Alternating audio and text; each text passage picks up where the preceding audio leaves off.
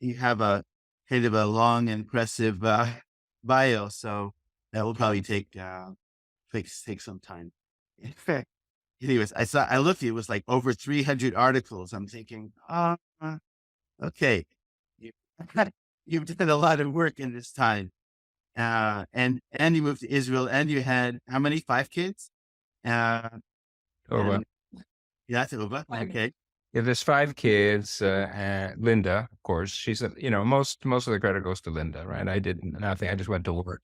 Used to go to work in Toronto. I go to work here. It's the same, all the same.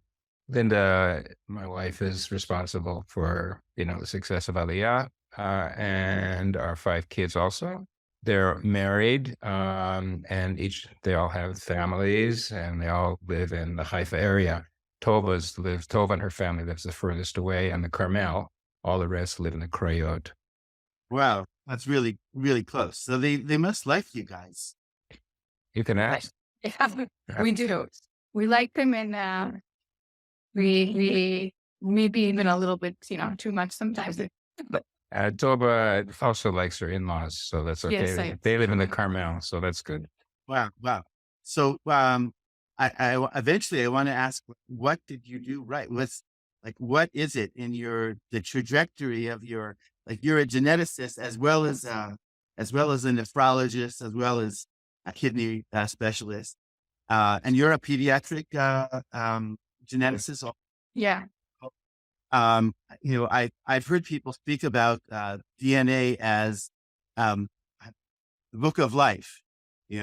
That some Elvis Costello says we write in it every day, and I guess he preempted epigenetics to say that we actually do. Like when I was in high school, we learned that once in 100,000 years, a cosmic ray comes and hits our DNA right on, and we get a mutation. And now we understand that it's an actual living, evolving thing in real time.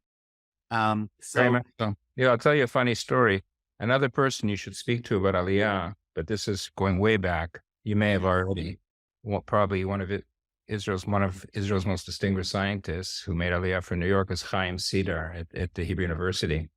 He is the father, co-father with the late Aaron Razin, an Azrieli. It's another good story of an American, Oleh, graduate of MIT, MD from NYU, pairing up. He discovered epigenetics, he and Aaron Razin. And he once gave a talk showing that exercise can polish the DNA. It's called methylation. He discovered methylation, polish the DNA in a healthy way, okay? And and then he showed in mice that just one session of exercise could permanently change the methylation of key areas of DNA that render the mouse more healthy. So a person who's overweight in the audience put up his hand at the end and said, "Oh, does this mean I can go to the gym once and that's it?" So Chaim tells this story. Chaim is the father of Yossi Sidar, the famous Israeli producer and director, and so forth. So, I see our son Yossi is also joining us by, even though he's somewhere at Rambam, I guess. Hi, Yossi, if you're there. Here's Yossi. All right. Hi. Anyway, so yes, Neil. So this is Neil, and Yossi is also at Rambam. I see you in your office, and Tova and I are here in my office. Okay. Are you a geneticist also? Yossi, are you also a geneticist? No, I'm a rabbi. Okay. Well, that's kind of the question I had. I mean, is that it's talking about the trajectory. That we're writing the book of life. Everybody's supposed to write their own Torah, their own Bible, and in a sense, by what we expose ourselves to, and you just said by the exercise we do or don't do, we're writing and polishing our own story in an ongoing way.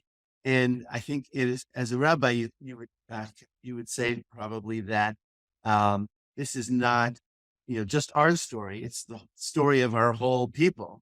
And it's I mean, I don't want to start with the rocks. I've lately been listening to podcasts about origin of life, And the latest thing seems to be, that even like the crossover, the finding line between inanimate and animate is sort of blurred. And anyway, I don't want to get too involved, but I'll just tell you that little thing for a moment. So I say, wait a second, does that mean, if rocks are alive, like they can make polymers of themselves and they can compete for electrons and stuff like that. And then like rocks are alive. So I thought, wait a second, like we refer to Hashem, to our God, as a rock. Har Sinai is a bunch of rocks. The Mount Sinai is a bunch of rocks. The stones like Jacob's head competed with each other. Right. There's several places where rocks as witnesses. And then I thought, I'm also a fan of mycophilia of mushroom growers. And this fellow, Paul Stamets, not a Jew, as far as he knows, although I'd be interested to hear the genetics of a lot of the non-Jews who probably are somewhere Jews. And he said, that, like plants and mushrooms in particular, since they're closest, they're closer to mammals than plants are, that they're our ancestors and they have a lot to teach us. So this thing about rocks coming everywhere in our religion is strange and remarkable. And it makes me think like we're sort of like, are we, I know rocks don't have DNA as far as we know yet. But definitely our book of life, our DNA is whether it's from rocks or whatever you want to start the DNA. I don't know when DNA first came into. The origin of life is it's a discipline. There was just a big international meeting less than a year ago, put together by Professor Tony Futterman from the Weizmann Institute, who is and Doron Lancet, who you may have heard of, is a geneticist and origin of life researcher. So Israel has quite a bit of research in origin of life. I happen to be at that meeting, not because I study origin of life, because it also had a component called, population genetics. But there are many, of course, as you've read, if you're interested, there are lipid theories, RNA theories, clay theories, rock theories, all kinds of theories about how life and what is alive, what isn't alive, and how it becomes alive, etc. So, but definitely you're right that clay, rocks, etc. There is a whole discipline related to their role in life. But it's dynamic. You're right. So what you learned about a cosmic ray hitting a piece of DNA and then causing one change and then waiting another 100,000 years for something else to happen is probably not what's going on. Genes jump from place to place. Tova's much more knowledgeable, and they change their expression, and they're very dynamically regulated, and in the body and in the germline. Yeah. So it's right. Makes it interesting. Yeah. And is that, I know I'm also was a fan of Kurzweil, and he talks about methylation. Yeah. And I think he's maybe on the obsessive side. I think he takes like hundreds of supplements every day and gets his blood transfused every couple of weeks. But more to the point, about like you guys making Aliyah, and that's a trajectory. That's the word in Hebrew for exercise, imun, is cognate with the word for faith, for belief. Emunah, imun. None of that. You're right. Yeah, emunah. Yeah, imun. So you guys exercised your options, so to speak, to make Aliyah. And that's in itself a remarkable thing. I'm sure, you could have, to say it straight, you could have earned, and your kids could earn, multiples of what your salaries are here. And I think a lot of the medical students who train here, that's one thing I brought up in our last short conversation.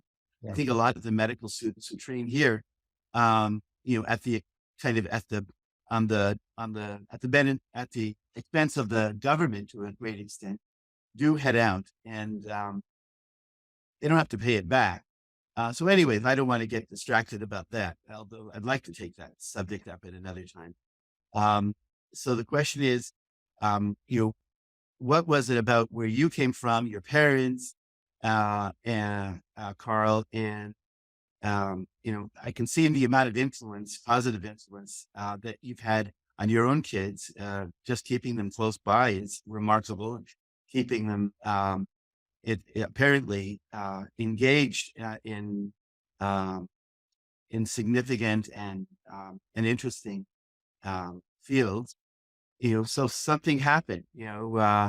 When did that? Do you know when that began? Like this kind of, you have a certain momentum. You should continue for many generations. But do you know when that momentum began? I mean, you have a sense of that. I can speak for myself, Neil. I think, everyone I didn't go to the spouses of our kids. They also have interesting stories, but I figured, the family that made Aliyah as, adolescents. It's also not that common for a couple to move 5 kids at a very vulnerable kind of age. And adolescence is often considered a more challenging time. So the kids were 9 to 19, right? Yossi's the oldest. He was 19 when we made Aliyah, right? 18 and a half. 18 and a half. Okay. And Esty was 8 and a half. So, most of them, all but Esty, were already in the teen years. And that is, some people say, I don't know, Tova's a pediatrician and geneticist. Yossi has teenage kids. So he could say adolescence is often considered a self-limited disease, right? So adolescence, it's something you have to, you go through and then you come out of it. About 1% of people stay adolescents for the rest of their life, but most people, just remit spontaneously as long as they don't do any harm. So making Aliyah during adolescence. So I say the great credit goes to Linda and our kids, because they are the ones who had to undergo this very quite dramatic transition. The transition for me personally was much less dramatic, because I spent, as I said, it doesn't really matter the clinical department, pipettes, mice, cells and culture are not that different in Canada and in Israel. So I didn't really undergo that much of a change, other than maybe, in terms of financially and things like that, and a few cultural aspects. The kids, though, and Linda did. But let's go back to Canada. I would say the momentum began in Canada. And first of all, I want to say clearly that Canada, Toronto, our community in Toronto, again, and I think you could speak to each person separately if you have the time. Eventually, you can book a time, and I'm sure everyone can give their own perspective, and everyone has a slightly different perspective, or even a very different perspective. But first of all, I want to say that Canada, the Jewish community we lived in, I grew up in the Sherwood Bathurst area. Our family were in both in Thornhill and in the Prue Avenue area. It was a strong, very strong, cohesive, supportive Jewish community that is not, and we did well, and we were, I think, in good shape as Canadian Jews, etc. But that being said, and you spoke about, let's say, go back to Linda's parents and my parents, we also grew up in a religious Zionist. My parents were not, okay, and Linda's parents were not necessarily religious Zionists, but I studied in, Associated and Chat. Our kids studied in various schools in Toronto, whether they be Netivot and the Ulpana or Chaim, in the case of USC, or one of our daughters in Beis Yaakov, which is not particularly Zionist, but still, Jewish values. And the importance of mitzvot in Eretz Yisrael, and the mitzvah of living in Eretz Yisrael, and the fact that mitzvot really can only be properly fulfilled in Eretz Yisrael. And the mitzvah, in other words, I would say, for me anyway, the main motivation was, there are certainly machlokot about whether it's mandatory to live in Eretz Yisrael for a Jew. So, there are differences of opinion. There's all kinds of things you can read about it. And far be it from me, maybe Yossi as a rabbi can say more about it. But no rabbi would deny that it isn't a strong, important mitzvah. No one, you might say, a Jew can be a Jew outside of Israel, possibly, and certainly there are circumstances where it's impossible to make Aliyah for certain reasons. But if one can make Aliyah, if it's possible, then it's certainly a huge, huge, huge mitzvah. And I would say that was for me personally, that was the main motivation. If I felt personally incomplete as a Jew, as good as things were, and as much as we were going to shul and going to minyanim and doing everything, I felt, again, this is a harsh thing to say, hypocrisy, an element of hypocrisy. Like, I'm putting on tefillin in Toronto or Boston or somewhere. What am I really doing? Etc. The other is historical. My parents are Holocaust survivors, and my father was liberated from Mauthausen. He lost a prior family.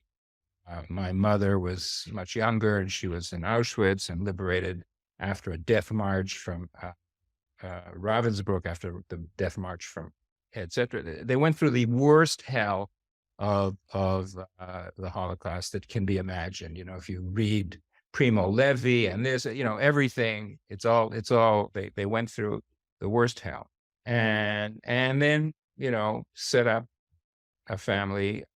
I'm an only child in Toronto, and basically I grew up with this. I grew up very much in about the world potential for where we're, as good as things are in many places.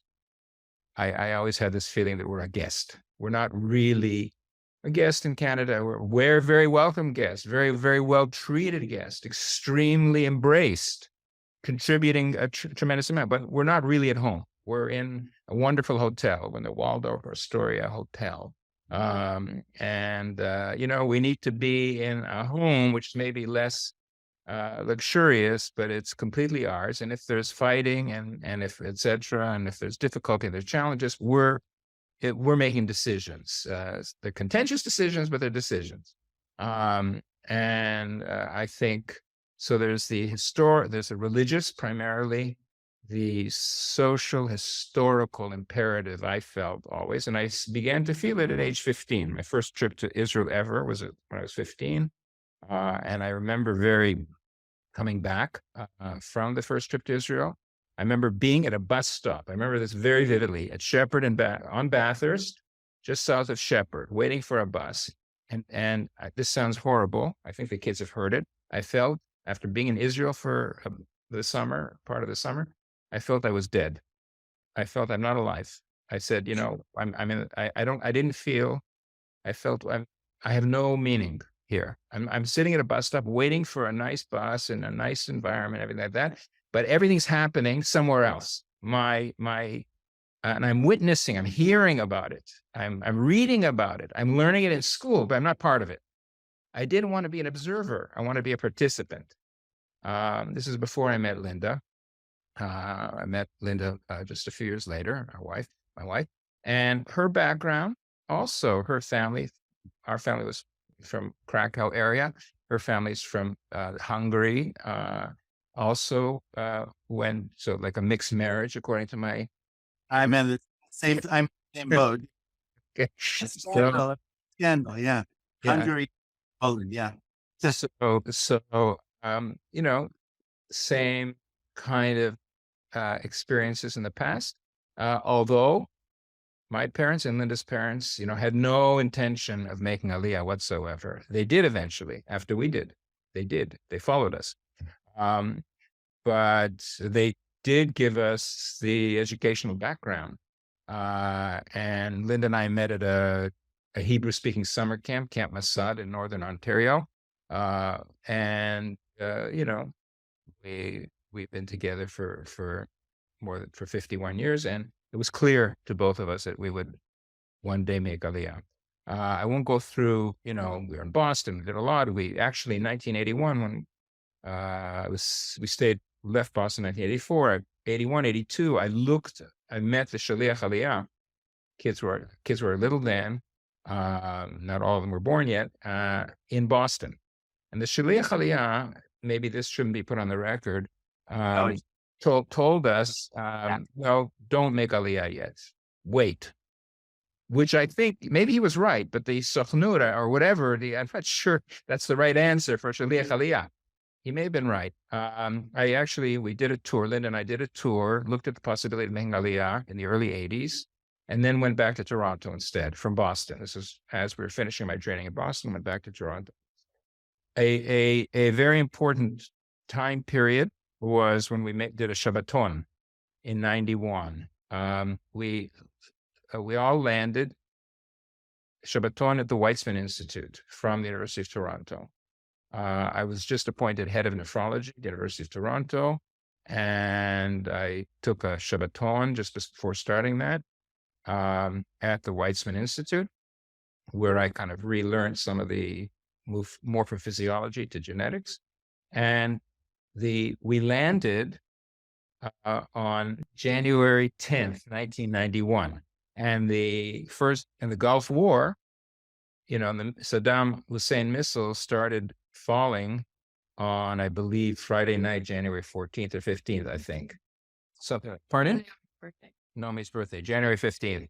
So a cake mix on the plane to celebrate. Yeah. So we spent the Gulf War in the heart of where the Scots, no one knew what were on these Scots, and it had a big effect on us because we felt we were part of the history, a difficult history, a challenging history, a somewhat frightening history. But, we said we're now part of it. We're not reading about it in the Toronto newspapers. We're actually here. Experiencing it and living through it. Now, many people thought we were, and still think we're very irresponsible parents. They would say to us, what are you doing? You're taking your kids in harm's way. Yes. And that's an issue. And it's an issue even today. When kids go to Shirley, the army, stuff like that. You mentioned maybe that your parents came as well. Yes. And I would say that a very, of course, interestingly, my parents did not just try to dissuade us. They did not even try. They knew we were too stubborn or single-minded. They did not say, come back, leave, returns too dangerous. Rather, my parents, who were not that young at the time, in their 70s, decided that they would just join us. They got on a plane and when they landed at Ben Gurion Airport, that's when Scud missiles fell at Ben Gurion Airport. And we ran in, I ran in. They wanted to put a gas mask on my father. He was already older. He'd already lived through, the wars. He said, no one's putting a gas mask on me. I'm sorry. That's, so, and they left him alone. I told the Avtacha person at Ben Gurion, please leave my father alone. You're not helping him by putting a gas mask on him. He'll rather take the risk than he's already been through worse. So that whole stay in Israel, I think, consolidated a family. Certainly, Linda and myself, and the kids. I would say each one will speak for themselves. There wasn't a uniform high level of enthusiasm, but everyone was agreeable, of course. Yes, he was in a transition year anyway to do, yeshiva in Israel. Everyone was a bit different, but I think everyone was on board. And I have to say, it's a blessing. It's not lo muvan me'elav. It's not to be taken for granted that, teenage kids who, are rebellious are supposed to be rebellious. It's part of growing up. If you're a teenage kid who isn't rebellious, have some level of rebelliousness. Yeah. But went skiing once. It's her big act. Everyone has a little act of rebellion as a kid, but they moved to Israel and they adjusted, which is amazing to me. And I view it as a blessing. And certainly I had nothing to do with that. It's all them and Linda. I just stayed out of the way. That if you maybe it's, momentum, that's the momentum. yeah. Yeah. I was just going to say that maybe the most, of all the smart things you've said so far, that may be the smartest thing. I learned that kind of late on. And my wife's also from Toronto, also from Child of Survivors. And I'm also the product of a mixed marriage, Hungarian and Polish. But I only learned late on that, and I just was blind to it, that, most of the arguments I conducted, I consider that I conducted them with my wife, were about child rearing. Also as as a, as a pediatrician. And I realized like I'd never won a single argument.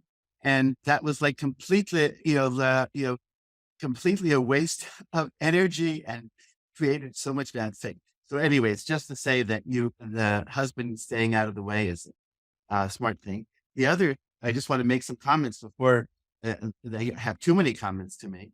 And that is that's kind of conventional wisdom. Don't bring your kids after the age of 8 or 10 or 11 because it's too difficult.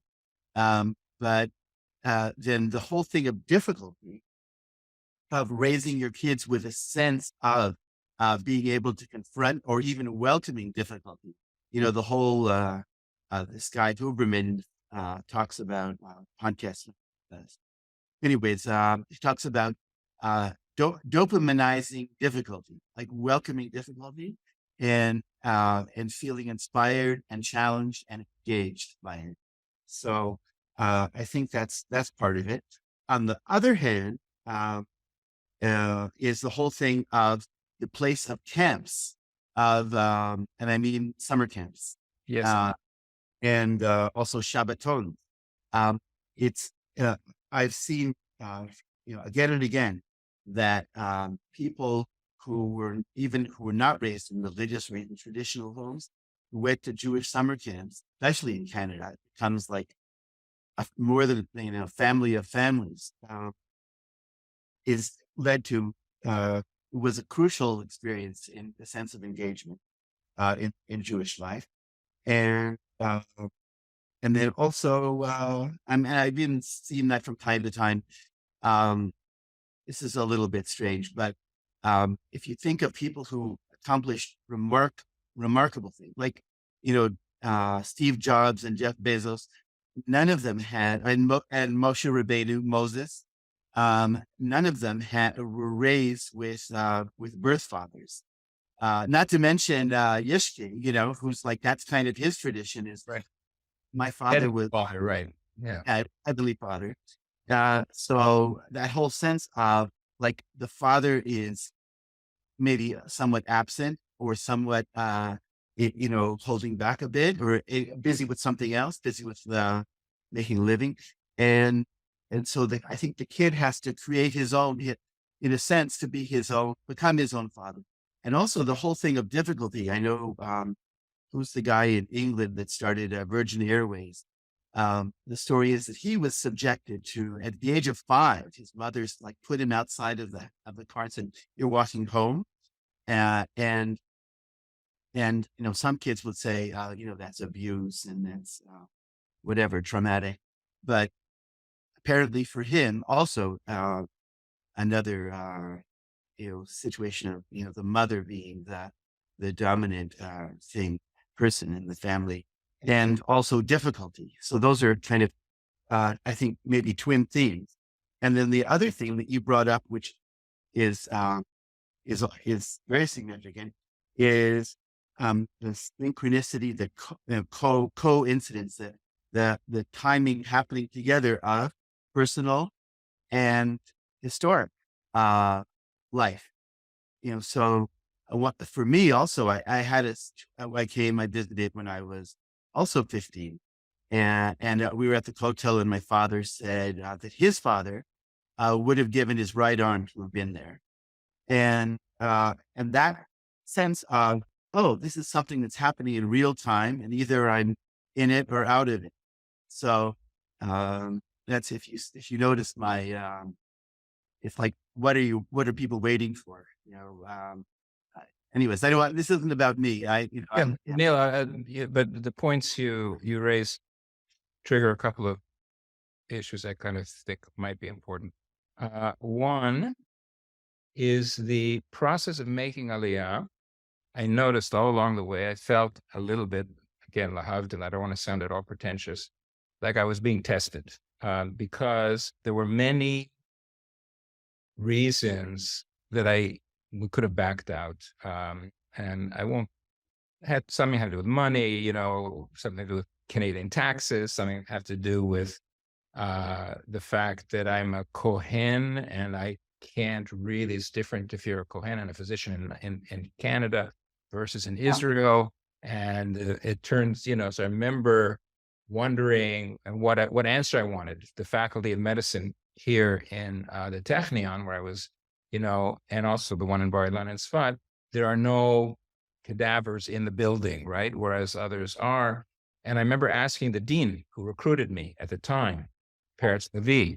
He said, no, don't worry about it. Kohanim can come into our building. We have no, but these were all kind of things in the way that could have gotten in the way.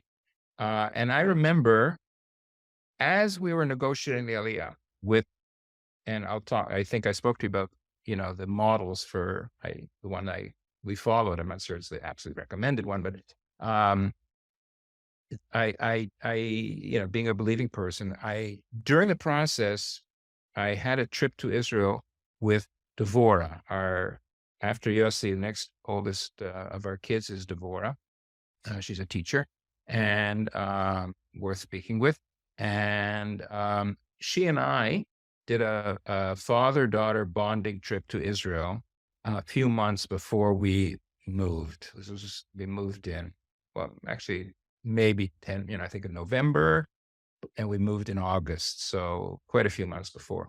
And it was during this time that, there were many reasons we could have backed out, kind of, for, the height of Oslo. And Dvor and I we went to Jericho. We went to all kinds of places. And among other places, we went to Minharot HaKotel, okay?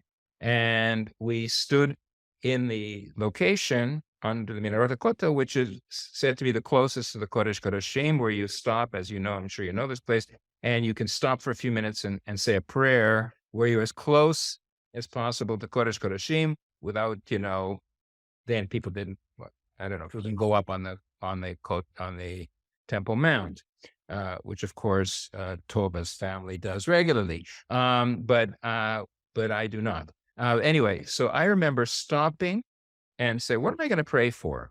Okay, here I am in this important moment. Devorah was with me. And I said, you know what? I'm going to pray to Hashem that he give me the strength not to make Aliyah, not to let any of these impediments, and there were many, steer me off the course. And that was my prayer. That's all, nothing else. And then moved on. Because, it's not a simple thing. On the other hand, Neil, it's not as hard as everybody thinks it is. I find, it's people are people. There's this whole ethos that everyone's taken advantage of. North Americans are exploited. Israelis are exploitive, etc. This, you can't, it doesn't work. It's a little exaggerated, and it's good to have these, war stories. If I survived Aliyah, right? But it's not as difficult. And as I think I spoke to in a previous conversation, I think, at least for us, I tell colleagues, especially in the medical field, get an anchor. You don't have to have an anchor which is near even a tenth of the income that you have as a specialist in ophthalmologist in Jersey. But you have to have some anchor in a decent setting, and then you can make a mechubad living in many professions, not just medicine. But you do have to have that anchor. And everyone is a little different, but I have noticed, I think, and I don't know if there's statistics and research on this, another part of our Aliyah was, I think I mentioned this in a previous conversation, Failure is not an option. This is it. We have no, we could have gone back to Canada. They would have taken, I have my license. It's I could have gone back, but the mindset was, I'm not going back to do a little bit of, make a living in Canada part of the time, or Boston. Everything has to work in Israel. There is no part-time. In my view, no part-time. Many of my colleagues follow a different path.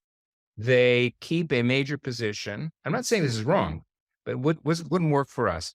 Keep a major position in North America mostly for revenue, and live much of the year in Israel, but spend quite a bit of time practicing their profession in North America. That also can work, but I would say, in terms of, you talked about publications and impact, if you want to have an impact in Israel, my Israeli colleagues need to see me here all the time, totally invested, completely. And I think it's true of the kids too. I think, they don't want to see your friends and the kids' friends, and marriage, and et cetera. You're in or you're not in. You're not half in.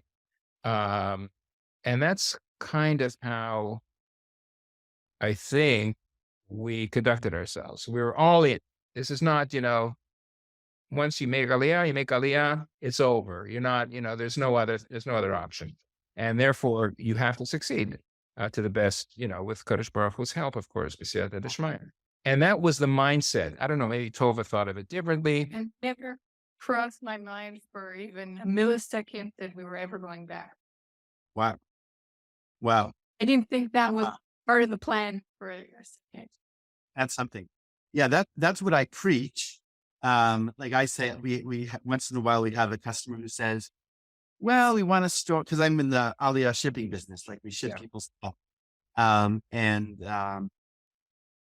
they said, we want to store our stuff in New Jersey, and then we'll take a year and we'll see if the kids like it. It's like, okay. It's like, so I said, like, is that how you got married also? Like I'll keep a girlfriend on the side, or a nice Hungarian girl, just in case, doesn't work out with the Polish person. And so that's what I said. But I myself, I remember, when I was in basic training, it was Shlav Bet. It's meaning it was not like, it was like a month long of really challenging stuff, like remarkably challenging stuff, even at the age of whatever I was, 30 or something. And I remember thinking, listen, don't worry, Neil, if this is too hard, you can just take a taxi to the airport and go back. So I myself, and one of our local Canadian Rabbanim, also came, in like 1980 or something, and he took a couple of years off, and head back. Now, I would also point out that things have changed. One of my senses of a marker is, even though we don't have cable TV, it's when they have cable TV here. It's like, if you want, you can surround yourself in a very, I even recommend this to people. I say, that like the crucial thing is creating or finding a community of similar-minded people.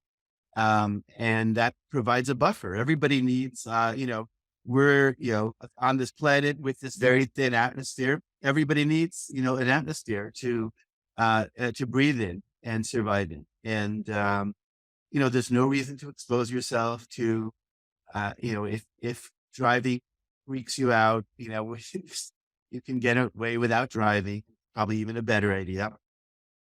And, having a community, having a bubble, having, as you say, an anchor, is very important. And just one other comment that I want to make, you said when you were 15 and on the corner of Bathurst and what the other street was, that you felt dead. So one of the, a common definition in our paradigm of death is where the soul is separate from the body, right?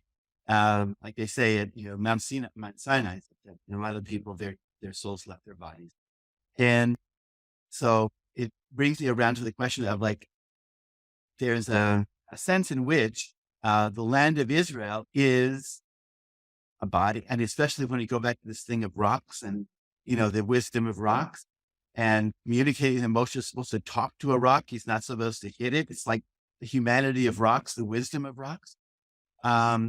Is the sense that when we're not in the body, and the body is the land, that's a sort of death. Anyways, that's sort of off the subject of Aliyah, but also my sister had the same kind of thing. She went to one of my sisters went to the Aliyah Shaliach in the Valley in California, in LA, and the guy said, "What are you, crazy? Like, you're going to leave the valley and you're going to come?" And she said, "Oh, okay." And she went home. So that's kind of the same similar model of people who want to convert to Judaism. Although that's a whole other discussion. My feeling is it should be easier these days. Is that they're supposed to make it very difficult, to convert, because it's meant to be challenged. It's meant to be, our name is Israel. It's struggling with God. Our name is not, there's also a model of being a servant of God, but our name is not servant of God. Our name is one who struggles with God. Israel means struggle with God. I maybe, since Tova's here, I mean, to speak for a second, I can say that, one thing, Yossi's off the line, but his class at Or Chaim, which is, as you probably know, is a religious Zionist school, the counterpart of which is the Ulpana, which Tova went to. But Yossi's class, almost all are living in Israel now. It's one of the most successful Aliyah classes, I think, in the history of Toronto. I mean, so we have some kids from my chat class, but in Yossi's case, I think in a class of 20-something young men, I think all but one or something live and have their families in Israel, all but one or two. It's really it's remarkable, and it'd be just interesting to try to understand what happened. I can tell you in my case, shlichim from Israel who taught him in chat were very influential, very influential. And that was when I saw Shaliach, who had been at Sanhan and who could learn Torah and who could do this and could that. It had a huge, I said, wow. I mean, that's that. And participating in what is momentous Jewish history, and rather than witnessing it and commenting on it from the side, it was very important to me. Tova, your class also, there's some, Sure, not quite like Yossi's, but there are a high percent of people who made Aliyah and have their families. And you were, how old were you, Tova? I was 15? going into the 11th grade, 15, 16. 15, 16. But you quickly made friends. In other words, we did move into a totally Israeli neighborhood, okay? Totally Israeli. We did not move to Ranana or Modi'in or something. But Tova, you more or less didn't continue that much of your friendships in Canada and made brand new peer friends who found you to be interesting, because you were, you did this crazy thing of moving from Prue Avenue in Toronto to, some dinky place in Kiryat Shmuel, which no one ever heard of. So you made friends quickly, right? People were interested. Basically, truly were, they were Israeli, completely Hebrew speaking, barely any English speaking. But I went from Ulpana in Toronto to Ulpana Skula in Israel. So they dressed a little bit differently, but it was a similar kind of mindset, a similar, religious girls' school type of thing. It wasn't in that sense of, girls are girls everywhere, teenage girls are teenage girls. They weren't very different. The fashion was different. I speak, I spoke Hebrew pretty well because I went to Hebrew day schools, but I speak Hebrew playing well enough. But they were similar. I didn't find that they were. But they were nice to you, right? They were very nice to me. I didn't find them to be so different. Uh-huh. Well, that's an important point. And how important would you say is the language? Is that, I mean, I also want to get back to, the thing about praying not to make Aliyah. That's a really different thing. But I first want to ask you guys about language. Nowadays, I think people have much better English than they used to have. Israelis, but would that have been a major? That would have been, I think, a major hurdle. My son, we did the opposite kind of. The kids were born here, and we raised them last two kids, and we sent them to English speaking preschool. And so when my son arrived at whatever it is, nursery school, he told everybody that he just made Aliyah from Canada, and that's why he didn't have Hebrew, because he was embarrassed and said that he didn't speak Hebrew. And I mean, there are people. There's a guy, Arnold, can't think of his last name right now, who founded Lewis. And never spoke Hebrew. And there are other people who founded businesses and who stayed here. I mean, my first 30 years here, my Hebrew was embarrassing. But anyways, it's not a deal breaker. But I also want to get to this point. I mean, first I want to reemphasize the point that moving to a similar, whether or not the language was exactly in line or not, but moving to a similar headspace, people who were of a similar ilk, that's about community, and community is, I think, significant. They say exercise and community. I don't know which in the medical literature which comes first these days, but they're pretty close. But I want to get back to what you said, Karl, about praying not to make Aliyah, which is you're in a good tradition of Moshe also, chosen people, choose someone else. I'm really not cut out for this. And the prophets also saying, I'd really rather not do this. This is not what I'd like to have a easy life this lifetime. And anyways, so what was that about? No, I was saying, I knew that Aliyah was the right thing to do. Right? It was clear to me. I had heard and I studied the various rabbinical decisors about whether and her, whether not making Aliyah is a huge transgression, or is it just a positive mitzvah of very, very, very, very high value? And that's the religious part. That's the historical part, and all the rest of it I mentioned to you. So the prayer I said there was not to let impediments block, because I could see in my mind that I was almost waiting for an impediment to make it impossible for me to make Aliyah, such as, here I line up a position in the Faculty of Medicine, and then I didn't know what I wanted the dean, Peretz Levi, to tell me. Oh yeah, the place is just full of Jewish cadavers. You can't even step in the building. And then I say, okay, what a relief. Now I want to make Aliyah, but I can't. Or something else. I had an issue. Again, I don't want to bore you with the details, but my position in Toronto was such that we had a tax year which ended January 31st. In order to defer a year's tax till your retirement, right? And I forgot about that. And then as we're making Aliyah and becoming non-residents of Canada, Revenue Canada sends me a bill for 11 months of tax owed, which was a huge amount of money, right? And I didn't have it. I did not have the money. So I spoke to the president of the Technion in person, an amazing person, Safed Karl.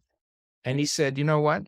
I said, I have this problem. I didn't anticipate it, and I didn't know what I was wanting him to say. Therefore, okay, stay in Canada. He didn't say that, right?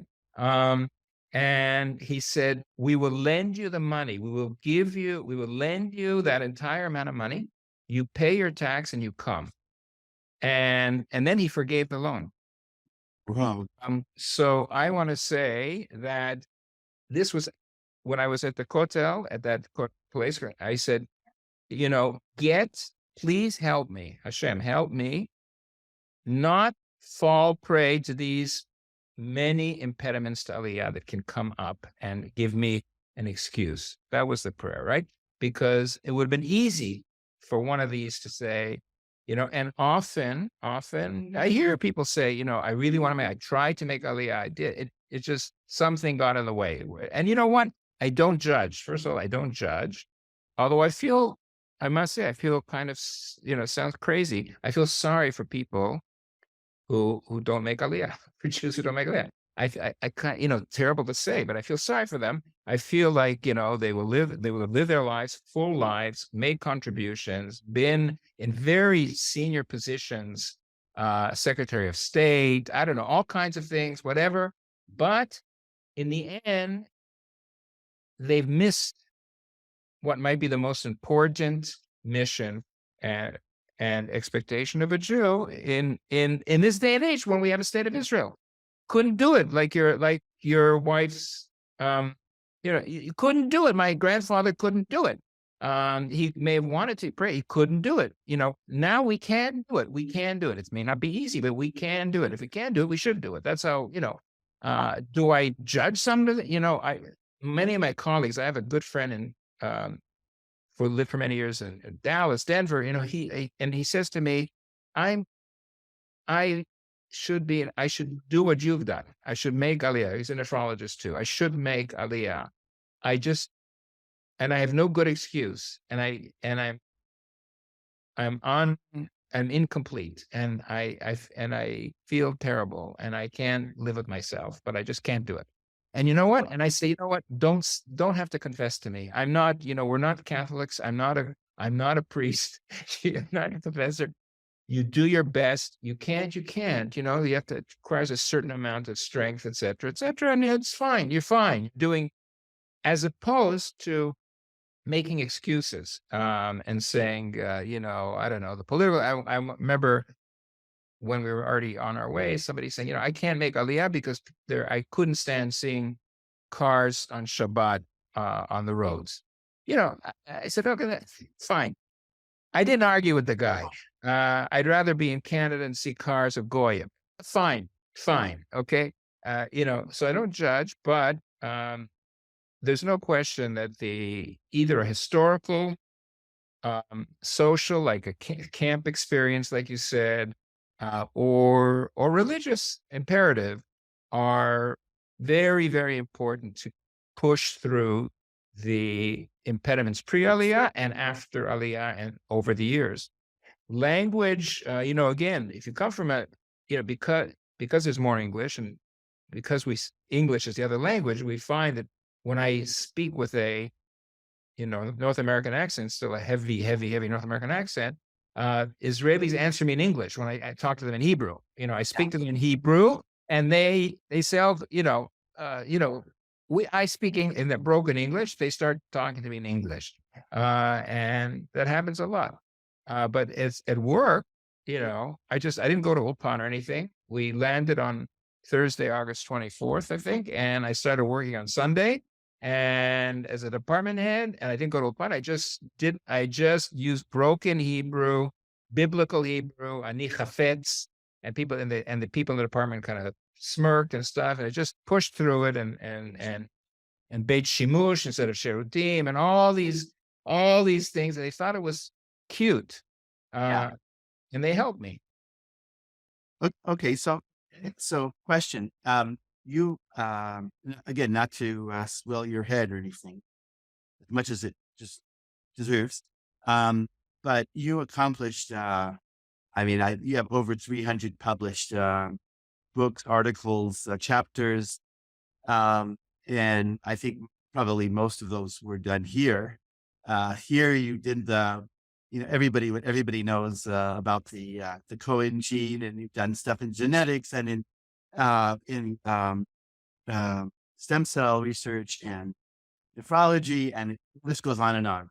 So my suspicion is that a lot of the people who study here, because to get into medical school here, you have to be, not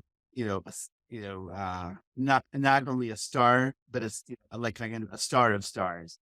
And I think, hopefully that situation is going to be remedied somewhat by opening up more medical schools. Like you're the dean of new medical school in Spot.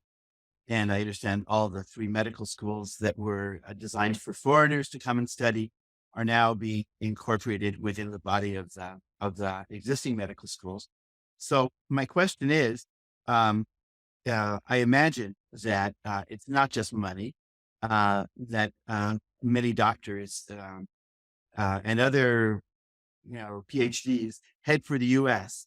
And it's not just to triple the salary or whatever the multiple is these days. It's because they feel like the level of for their fellowships and postdoctorates and whatever might be superior. Maybe they're going to accomplish more. They'll become, stars in that big pool, and they've done it. I mean, a lot of them are, have remarkable positions in medicine and in science and every other field. So the question is, do they have to leave to get to do their fellowships, and do they have to stay? I mean, why? I kind of came up with a carrot and a stick thing about when in the Innovation Authority, when you get money, when Way's got money to develop their program here, there's a penalty that they have to pay back like 6 times as much if they bring the intellectual property outside. And and I'm sort of feeling like maybe they should do that for medical students, because they're getting a highly subsidized education at a top level, and then they're heading off. I mean, it's good for Israel's reputation. It's good for the state of science in the world. So, and the questions are, again, do they have to make Aliyah to do their fellowships and doctorates, and do they have to stay? So there are a couple aspects. Very good question, I would say. And maybe I'm sure Tova has some perspectives on it. Do you want to go first, or do you want me? No. So first of all, you point out some of the accomplishments I've been privileged to have, and a lot of it has to do with the fact that it doesn't have to do with tons of money. I've had good success in getting resources to support research, fortunately, through maybe there would have been more in Canada. I don't know. But the main asset in success in research and teaching is who you surround yourself with, right? Who's around you. In other words, you have to surround yourself with people who are smarter than you. And if you always surround yourself with people that are less smart than you, then you will never be challenged. You never rise up. And again, I don't want to be. There are many smart Canadians, right? But the level of intellectual competitive drive is very high, and I surrounded myself, or I was surrounded by very, very smart and good people, and who I had to keep up with all the time, right? It wasn't quite like that in Canada. I have to say, maybe Tova doesn't remember as well, but my lab at Sick Kids and in the Toronto Jail were nice people. They were good people. There were some geniuses, okay? But many of them were, comfortable, relaxed, intelligent, etc. Here, virtually everyone is hungry and passionate about success in what they're doing, whether it be the best teacher, getting promoted, getting this, finding out, curious, whatever's driving them. And that is a more important formula, in my view, for career accomplishment than just having lots of financial resources and being surrounded by people who want to drink beer more than they other stuff. So now, as far as brain drain and stuff like that, I think for Israelis, a period of time abroad is expected, not uniform, but is expected. Most Israelis spend several years in a fellowship abroad and benefit from that. One, because it's expected. Two, because they are exposed to, different perspectives. But the most important benefit is networking. In other words, those Israelis who've been, it's not that they're exposed to smarter people or you can get anything you want basically through, like we're communicating now. I publish and have collaborators I've never met in person, but I'm close to, right? So but once you've been at Hopkins for a few months, you're an Israeli, and you've been at Hopkins for 3 or 4 years, and you have personal friendships with the head of, molecular biology there or something like that. Then later, that person sits on the editorial board or the promotions committee or and then that helps. That does help. There are Israelis. I will point, if Tova allows me, I'll point out one, Tova's husband, right? Who is the head of a very accomplished molecular pathologist, head of a department at Ichilov, a professor at Tel Aviv University. He's an Israeli who's managed to succeed without having all that networking connection and being abroad, but he is well known internationally just by virtue of his own. But many Israelis need that time. Now, do some of them get stuck abroad? Some get stuck. They get sucked in. And there's a phenomenon I see, and I'm dealing with somebody right now who went to Northwestern in Chicago for a few years, and he keeps adding a year. He said, well, I need another year because, I'm publishing that, and I need another year. And then we laid down the law and said, that's it. Your position here is gone. You have until this date to come back. Otherwise, I don't know if we'll take you back. We're going to open it widely. And he's coming back, right? So you're right. You have to, because it's easy to, 1 year is not enough. 2 years, could be 3. Once it gets past 3, it becomes chronic. You become a chronic Israeli expatriate. That's for Israelis. For North Americans who have made Aliyah, and I have, at the faculty at Bar-Ilan and Azrieli, there's someone, who's from San Francisco, et cetera, et cetera. I remember sitting in his promotion committee as the dean presenting him for tenure and promotion. And they said, well, he hasn't been on an overseas fellowship, Yeah, right. Yeah, of course, he was born and raised in San Francisco. He's a graduate of university there. Why does he have to do that? And it was crazy. Wow. Oh, he is at UCSF? Yeah. Because that's like, Yeah. that's Top. It's in the top 5 of the world. So I said, what do you want him to go to Nebraska for a year in order to say that he was in Nebraska? Is that what's good? And there's certainly departments and faculties in Israel, in all areas, not just talking about medicine, which are world-class. If you look at some of the departments, the Weitzman, they are, and others, and Tel Aviv, and the Technion, and, they are, and I have to say, obviously, artificial intelligence and network science at Bar-Ilan are ranked in the top 5 or 8 in the world. So would you want to go to something that's ranked 30 because it's in Florida, or go laterally in Israel and spend, so that's a constant question.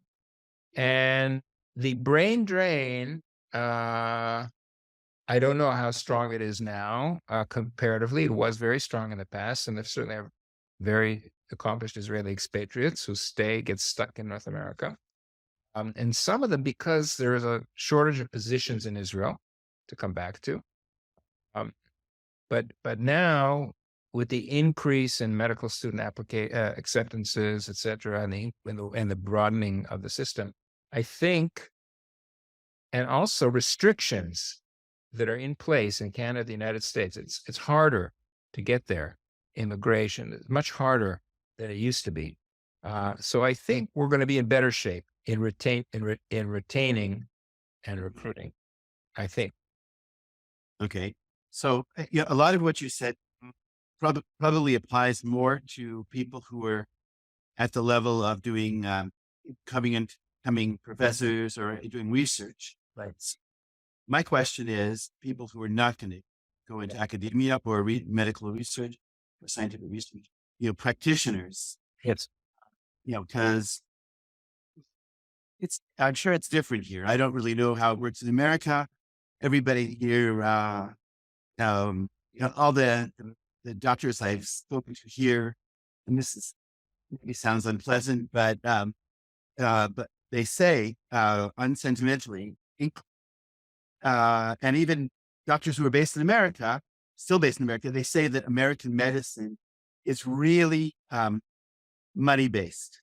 It's really like I asked, we went to a gastro the other month, and I said, like, I read or heard that, like colonoscopies are not so fashionable in Japan and Northern Europe, where the level of medicine is mostly excellent.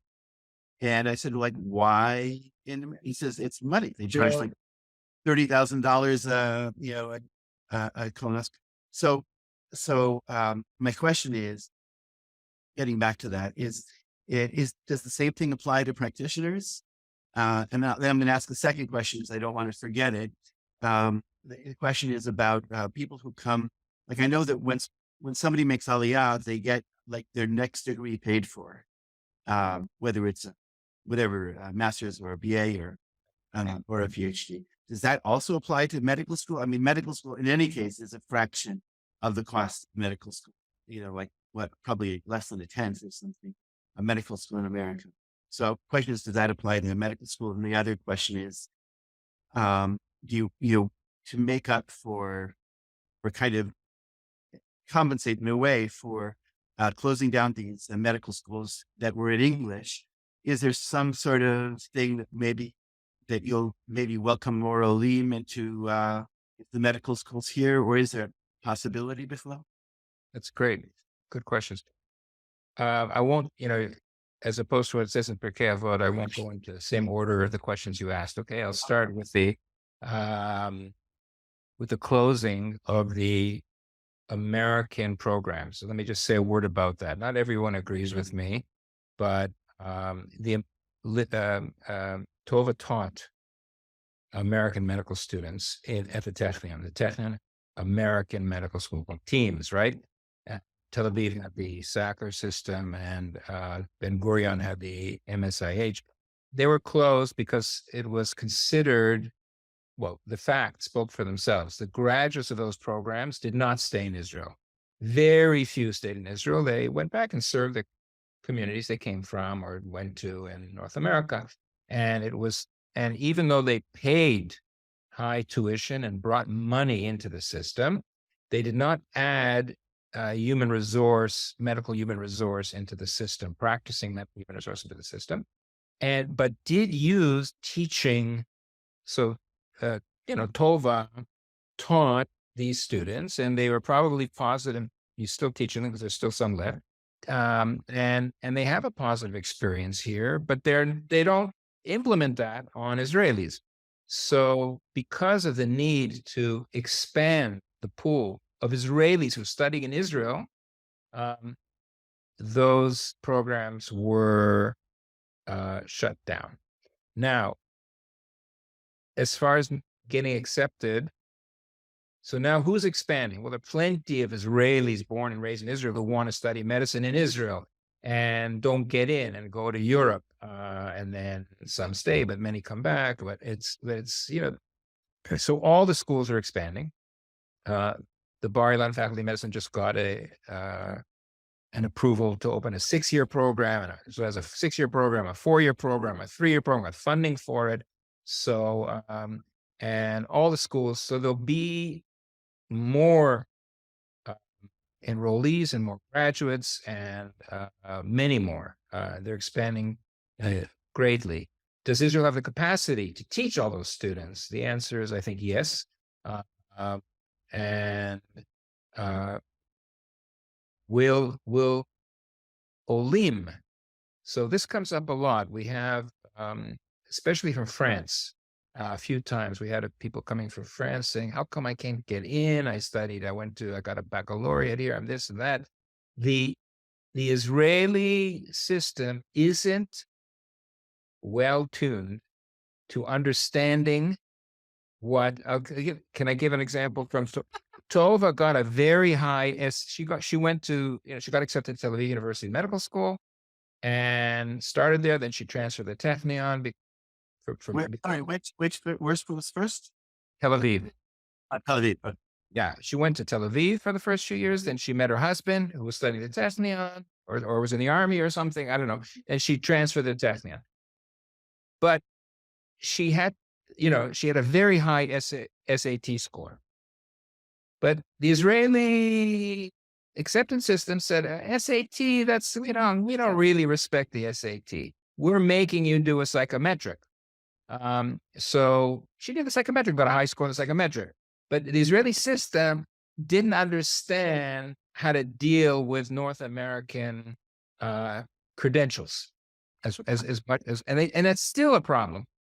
Credentialing. Now, let's go to the physician, the practitioner in North America. The practitioner in North America wants to practice medicine in Israel, doesn't want to be a professor at Tel Aviv University or Ben Gurion University, wants to practice medicine.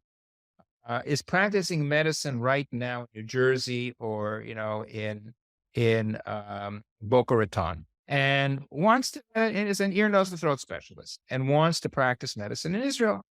Well, the credentialing part is not that difficult. It's much easier, by the way, than the reverse. An Israeli who wants to practice in Toronto or, has a very hard time. They don't really, they're very gilded systems.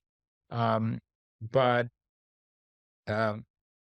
it's not getting so hard to get credentialed if you're from a North American school and have specialty certification and so forth. But you do have to have I think it's still the case. You have to have a Teudat Zehut, right? You can't, be a visiting, pretend, or you can come for 2 months for, I don't know, but you have to, fill out all the papers, and it's not that hard. And then the point is what position you're going to get. And what I tell my colleagues, and I think I told you in the previous conversation, is not to float around, not to say, I'm going to come, I'll work in this clinic a little, work in this clinic a little, but rather, I go back to the anchor, you become in the machoz, in a certain region, you're the consultant for ear, nose, and pediatric ear, nose, and throat, practice in this and this area. The reimbursement is low. But that's your anchor. And then you do well, you become known. You're North American trained, Israelis kind of like that, and you're nice to the patients. And then you start, building up. The different kupots start asking you to come and join them. They want you because they want more of their patients. And you can do very well, actually. you don't make $850,000 a year or whatever they make in a top notch nose specialist in New York, who also pays rent, basically they can't afford to send their kids to day schools there. So I don't know what, it kind of washes out. But Israeli specialists in practice who've built up their practice properly in the way I've mentioned, who have an anchor, they know they're listed in Maccabi as their picture is there as ear, nose, and throat specialist in the Hadera region or something like that. Then they will get clientele, and then they'll have another, evening practice here and this and that, all in the same region. They don't have to travel all around the country, and they can do very well. They can do very well. And the trouble the hospitals have is keeping them because they do so well in their ambulatory practice. They run away from the hospital 2 PM to make money. And I don't know, Tova, your friends, most of your friends have mirpaot in the afternoon and evening. Yeah. And they work hard, but their revenues are very high. Is that not true, relatively speaking, compared to, it's high, isn't it? I think so. I don't think they make as much as their North. I don't know. They don't make nearly as much as a North American equivalent. But they also, I must say, people are very angry sometimes at the regulatory nature of the HMOs in Israel, but they do prevent what you just described, ordering MRIs to make money, ordering procedures to make money. That happens much less in Israel. Cesarean section levels are low. There's less litigation, and cesarean section levels are lower. They're not as low. Maybe they should be, but they're much lower than North America, where you have a lot of medical, legal, protective medicine, and you have a lot of finance-driven medicine, a lot of it. And if you look at Israel's health indices, Israel spends 7-point-something% of its GDP on health, which is laughable, but has health indices which are like 9th in the world or 10th or something like that. Canada and the United States are spend United States, I don't know, 12% and have worse indices. So I think one can practice good medicine, and one can make a living.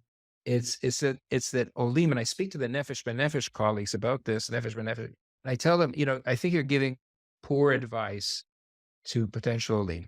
You're telling them to make their money in North America, join, I think, they just have to set everything up here. That's right. I think you're right about that, because as soon as you make money in America, first of all, if you go to medical school in America and graduate school and get a PhD in America, you start owing, minus $400,000 off the bat. That's one thing. And, and also you get addicted to all the dopamine, easy dopamine rushes, a nice car and a nice this and a nice that. You can have great cars here too, of course, but I'm saying you get addicted to those certain, dopaminergic, things. But I have a couple of things. First of all, I might have mentioned about, that there's a greater sense of integrity here because it's not so money run. Only thing that I've bumped into in a couple of places, including my son has a chronic kidney thing, and they wanted to do a biopsy, and I looked it up and I said, like, are you going to, what are the chances you're going to change his treatment depending on the results of his biopsy? And they said, Kimat FC, almost nothing. And I'm like, why would you want to do biopsy? And then I ran into a similar kind of thing, like somebody in the family had some gastro issues, and they went away as soon as they gave her a relaxant or something. And the doctors were insistent, like, that they wanted to do diagnostic surgery. Like, and I was like, really? Really? And so I confronted asked some American docs about that, and they said, no, they didn't believe it. Like that couldn't happen here. And then it happened again. I had a colonoscopy and there was, there's a red dot, probably from taking aspirin at night or something. And we want to take out your cecum and some of your ascending colon. I'm like, buddy, I didn't get too angry. Medicine all over the world. Yeah.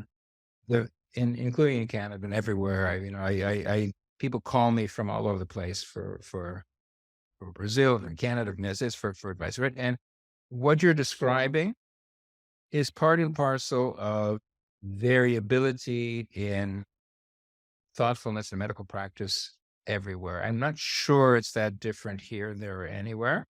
I can tell you, at least my impression, worldwide, I think, but I see it very strongly in Israel because I see more going on here, is that evidence-based medicine, thoughtful medicine, asking the same question, what difference is it going to make to the patient in the end, not how curious I am, etc., is getting better and better and better, not worse and worse and worse in Israeli medical education. I don't know, Tova, you teach medical students as well, quite a bit. Do you feel that it's different now than when you were studying medicine, that the idea of, what's good for the patient, what's good for the family is more? Even more so, and it might be coming back that also families and parents and patients are far more informed and look things up, and you have to be more prepared, and they take a bigger part in decision making than cited in the past. Yeah, the patronizing, the idea of patronizing, and I know better and stuff like that. There's a democratization of medical knowledge, and I welcome it, and we're taught to welcome it. Patients, I want my diabetic patient to know more about diabetes than I do, right? I want them to come in and say, what, if there's this new version of insulin. Is it good for me? I said, right. Instead of being embarrassed and saying, what you're talking about, blah, blah, blah. I say, really, can you show this to me? Let me learn about it. And let's talk about it. That attitude which was anathema in the past. Well, how can that be? Is now perfect. And more acceptable. It's more acceptable. People are less threatened. Physicians are less threatened by the knowledge of their colleagues or their patients or the family members, as long as it's not hostile, right? If you're coming because it's just they remove hostility and then we're fine.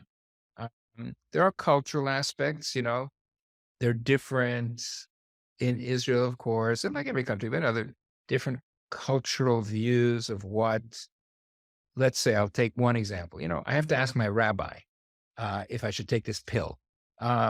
That type of thing, right? That's a certain cultural thing. A wise rabbi will say, look, I'm a rabbi. You should get a good doctor and make sure. And there can be different cultures, and different communities, depending where people came from. Some communities are still extremely patronizing, patriarchal, and say, the doctor's right, the teacher is right. Everything, you cannot question authority.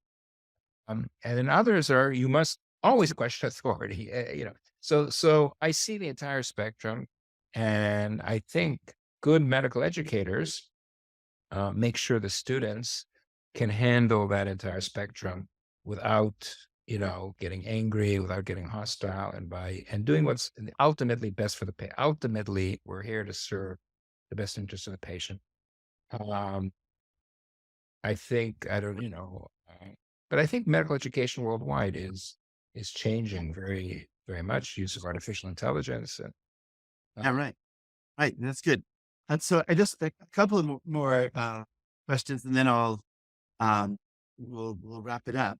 And then we can schedule others for your other kids and other subjects. So you mentioned a shortage of tech-in, right? I heard that word, or you didn't say it, but positions. Now, are you referring to academic research positions or practitioner positions? No, there's a huge shortage, which, in my view, is a high priority for the Treasury and the Ministry of Health. And that is it begins, we're going to graduate all these physicians. They're going to, over the next 10 years, the number of annual graduates will more than double. They have to specialize. There have to be residency training positions, and then there's plenty of need in the community, right? There's all these physicians will be needed by patients, but are there positions to train them into becoming family medicine specialists? Because in Israel, family medicine is a very serious specialty.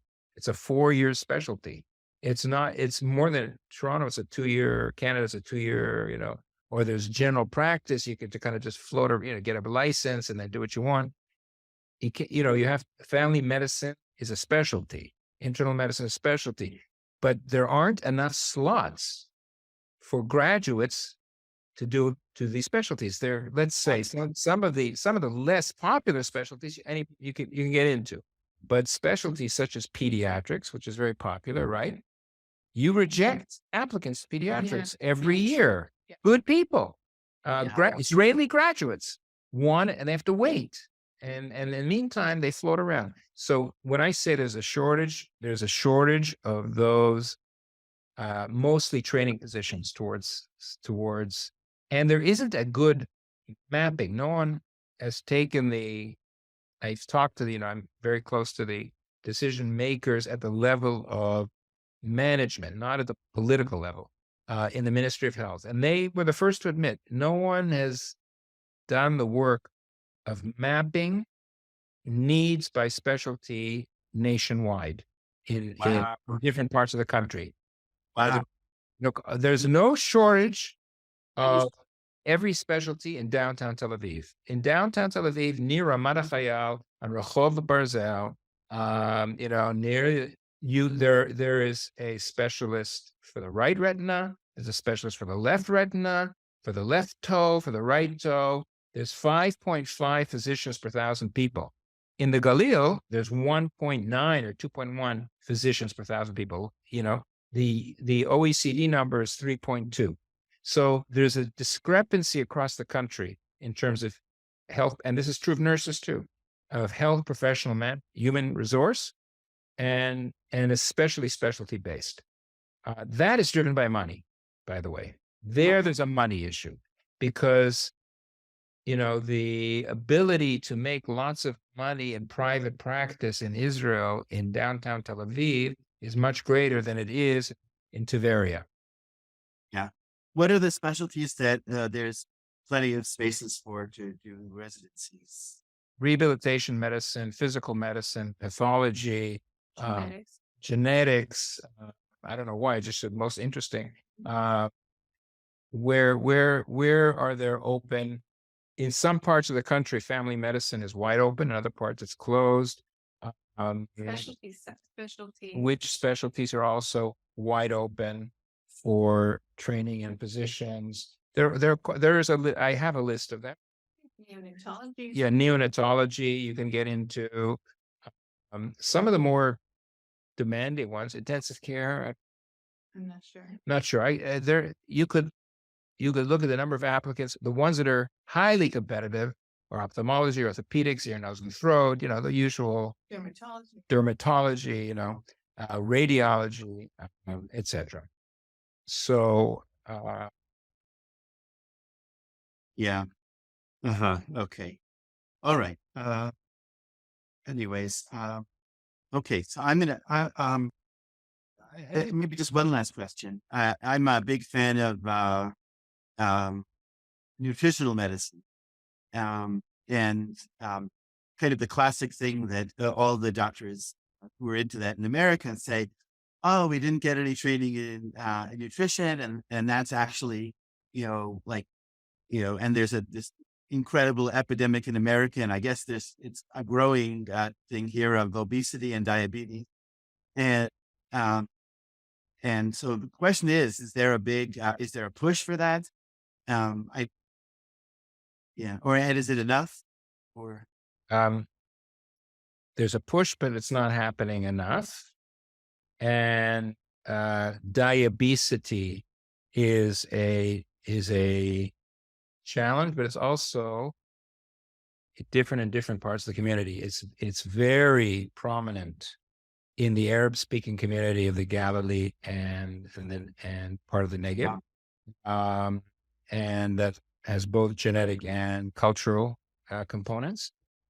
It is also true in other communities, but perhaps a little less so, where there's more mindedness to health, exercise, fitness, lifestyle medicine, so-called. There's a branch of the Israel Medical Association called lifestyle medicine, which has a huge nutritional component.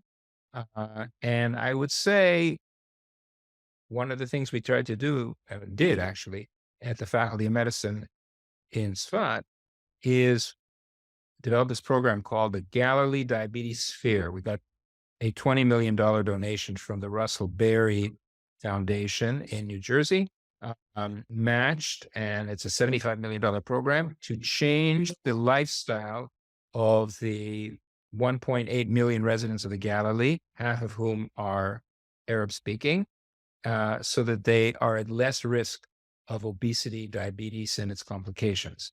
That's a big part of what we're doing, and that needs to be broadened and changed. And so there's mindedness, and it's starting to happen. What's my fear? I have a slight fear.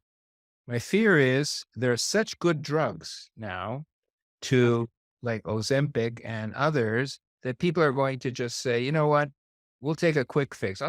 Forget this exercising and nutrition stuff. I'm going to keep eating chocolate and watching TV and just shoot myself up with these drugs. The doctors are really smart. The research is really smart. I can take these drugs that make me urinate out glucose, and I can take this Ozempic stuff, and I'll be fine, and I can still have my couch potato crappy lifestyle and eat potato chips. And Sign me up. Sign me up. So that's so lifestyle medicine. And we are very fortunate. We have the head of lifestyle medicine at the Azrieli Faculty of Medicine, Dr. Lilach Maletsky. She was some kind of general in the army also. And she's really pushing hard to change to healthy lifestyles. So. Yeah. That's what, like, Basil says, I never know how to pronounce his name. He says, you just you just sprinkle statins on your ice cream and your steaks, I know. Use it as a He was season. heavily involved in clinical trials, of course. Did you take it? Basil Lewis? Head of cardiology at Carmel for a while. So yes. Yes, he did. Anyway.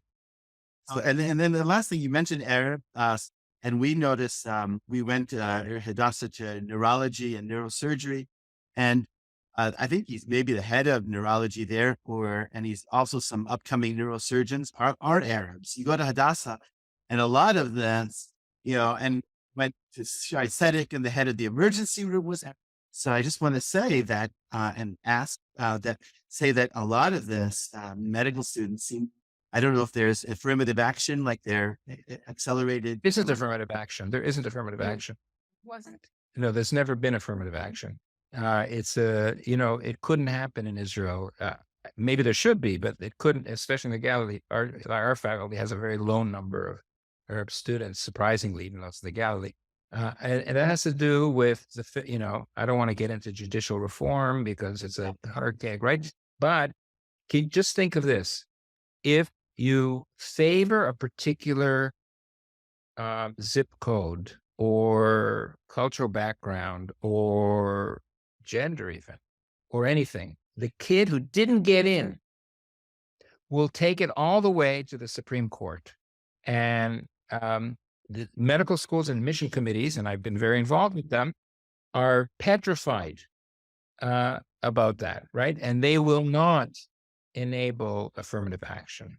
Now, does it happen surreptitiously in the selection committees because people have certain mindsets and want to, fix past deviations? Maybe, but officially there isn't affirmative action. You're raising a point as to whether the number of Arab-speaking medical professionals is in medicine, nursing, pharmacy is proportional to the population or disproportionate to the population. Certainly in pharmacy and in nursing is disproportionate. In medicine, I'm not sure, but I think it's becoming disproportionate. I think it's becoming. Depends medical school also. Depends, yeah. Areas in the country that have larger population. But it will change. Remember, high tech sucked a lot of smart Jewish Israelis away from medicine. If that bubble bursts a little bit, they'll go back to medicine, and that's part of the picture. It's a complicated picture. Yeah. So, okay, good. Well, I really thank you tremendously. It's very enlightening at many different levels and many different ways. So, so let's continue this. Thank you for your interest in us, and good luck in this project. And let's hope that we get a lot of Jews moving to Israel.